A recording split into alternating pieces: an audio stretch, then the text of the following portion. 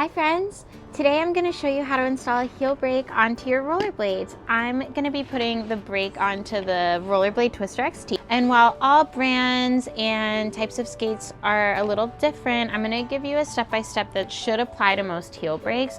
But with that said, it's important to buy the brake on brand with whatever skate you have, or you just got lucky and it came in the box and you're just here to figure out how to put it on. But let's start with what you need. 4mm Allen, you need the brake, and it also comes with this longer axle, and then obviously the skate. Let's get started. Brakes are on the right foot. That's standard. Skates that come with a heel brake, always on the right side. As a coach, as an instructor, I always put it on the right side. If you want it on the left side, you can. No problem with the left, honestly, now that I'm thinking about it. Step one is to remove the axle off of the heel. Here, I'll come a little closer so you can see. Here we go. All right.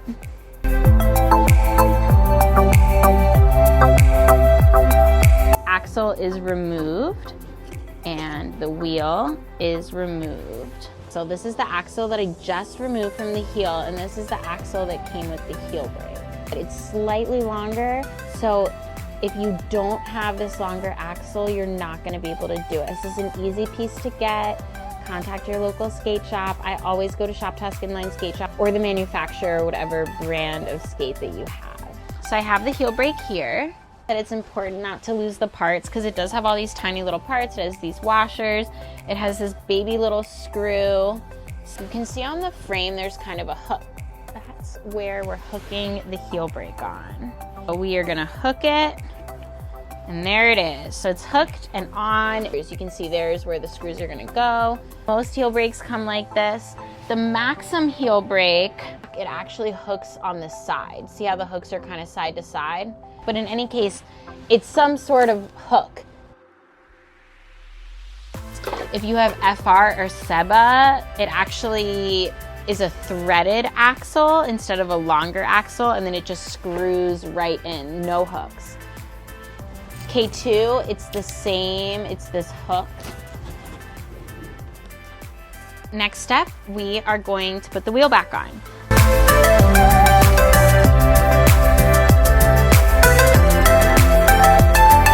Longer axle.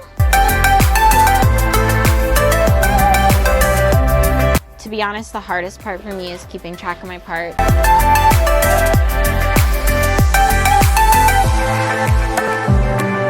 But we'll put the baby screw in.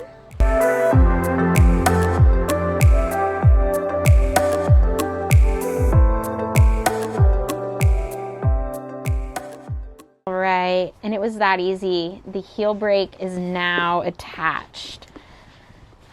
So here we go. As you can see, we are ready to roll, or should I say, you're ready to stop.